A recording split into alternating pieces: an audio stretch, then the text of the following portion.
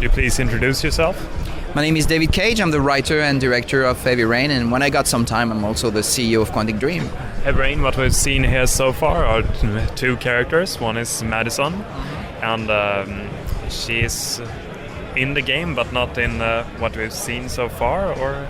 She's in the game. She's one of the four main characters of the story. She was the actress who played the girl in the taxidermist demo. So some gamers know her already. And she's based on a top model called English top model called Jackie Ainsley. She's a beautiful and very talented woman, and she played this role for us.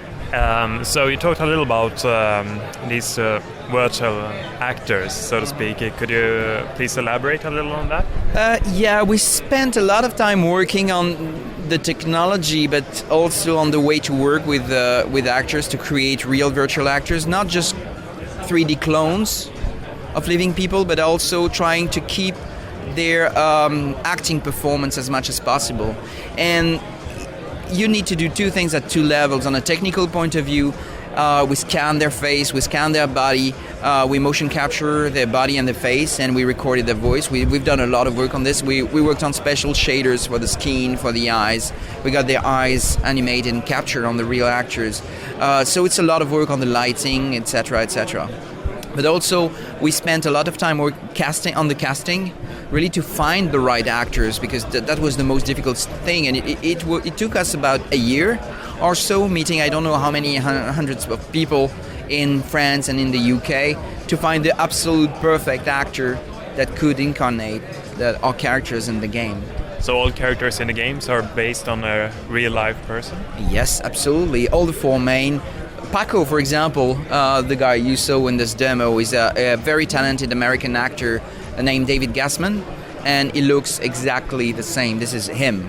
Well, he doesn't talk like that, and he's a very nice guy. But speaking about virtual actors, is there any possibility that we'll see some of the familiar faces from Fahrenheit, for example? No, because on Fahrenheit it was not based on real actors. It was really like most games do. It was just inventing faces, and also there were 4 or 5 talents to create one character. We invented a face, but another actor gave his voice, another character gave his body motion. Where here on Heavy Rain, everything is one actor, from the movement to the face. But yes, you may see some characters that you already know. What would you say the premise is for Heavy Rain? Heavy Rain is a dark thriller in the vein of movies like Seven. It's the story of 4 main characters whose destinies are interlaced around the investigation about the origami killer. The origami killer, it's called like that because he leaves an origami in the hand of his victims. And all these 4 characters will see their lives entirely changed by this investigation. So they are not all investigators or in the police. Each one has a very specific reason to get interest in the origami case. So you mentioned one thing that was really interesting, and how the characters, the player is taking control of the characters, and basically the characters' fates and the outcome of certain events might differ from each other. Could you please elaborate a little on that? Yeah, all the idea of Heavy Rain is that your actions have consequences. So there are some decisions that will have very local consequences that won't affect really the story in a dramatic way, and there will be other decisions or actions that will have very long-term consequences. So we play with these 2 different layers, but also there will be some very difficult moral choices for the player, because in the story not everything is black or white, and some decisions will be extremely difficult to make. And I hope that to be able to ask the players, what would you do if it was happening to you? And I hope that the answer won't be obvious. And so really to ask the player himself as an individual, what would you do? You mentioned that you're making a game for adults. What makes the game appealing to the adult target group for you? I think it's the tone, the fact that we try to tell a story that is really serious. The tagline of the story, of the title, is really important. How far you're prepared to go to save someone you love. This is the key question of the experience we try to create. But I also believe it's all about the story. It's all about the characters. It's not a game for kids or teenagers. It's really all the topics behind the game are quite serious and quite adult. It's also about the way the game is played. We try to make the game accessible, but at the same time interesting for gamers.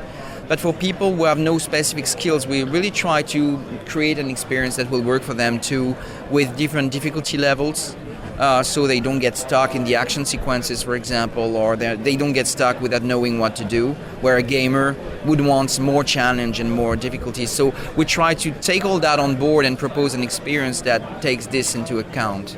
Well, the game looks really fabulous, and I'm really looking forward to it.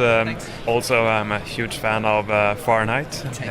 Apart from perhaps the ending, could you reassure us that... No, I never make twice the same mistake. I may make other mistakes, but not the same one. No, I spent more time here on the story, and also we worked with some script doctors to try to make the best story we could. And it's, in a way, the story is much more complex than Fahrenheit, because here it's really 4 stories interlaced, telling one big story. So it's, on a technical point of view, it's quite difficult to write, but I think it works much better than Fahrenheit, and it's more consistent from the beginning to the end. I think on Fahrenheit I was a bit rushed, and I didn't really understand what I was doing at the time. And all the ideas that I wrote this game for the first 2/3 that was really grounded in reality, and near the end I thought, well, this is not a video game, I need to have some big fights and some, aliens and zombies and whatever. And I'm not the only one to do this mistake, by the way. I've seen a couple of other games doing the same stupid thing, but when I read the reviews and went on the forum and played the game myself a couple of months later, I realized that the most interesting part of the game was the one grounded in reality. And so when I started working on Heavy Rain, the first word on the blank page was real. So it's all about real people in real situation with real problems. And the media is now subtle enough, to allow to tell much more complex stories. So you see the graphics, you see the actors, you see what you can do with the technology now, and you don't need to do big things. You can now be more subtle, definitely. What is your opinion on storytelling and narration in games as a medium? Well, I think that very few people took narration very seriously, because most of the time ideas start with game concepts, all with the technology, all with a gameplay idea. But very rarely they start with a will to tell something or to create an emotion or to, and that's the problem, because then when you start with the technology, you try to imagine the gameplay that would go with it, and if you got some time left, then you try to figure out what kind of story could link everything together. I often make the analogy between games, the narrative structure of games and porn movies, because I think they're quite similar. Meaning in a porn movie, you got a bit of story leading to the action, and then a bit of story preparing the next action scene. No one cares for the story. No one's there for that. And I believe that most video games are structured on a narrative point of view the same way, which is not about quality. It's really about the narrative structure. Where do you see games going with the narrative for the next couple of years? I'm a little bit concerned about the direction it takes, because I think that with the Wii, the success of the Wii, it reinforces the idea that video games should be and should remain toys. And I would like to see interactivity moving in the direction of a more creative media, with more creative people trying to tell new things, their vision of the world, how they feel, like in movies or books. And I'm afraid that this success of the Wii will take away the industry from that to move to shiny, things for the family entertainment, which is fine, which is fair. I think there's definitely a need for that, and it's great that some products exist in that range.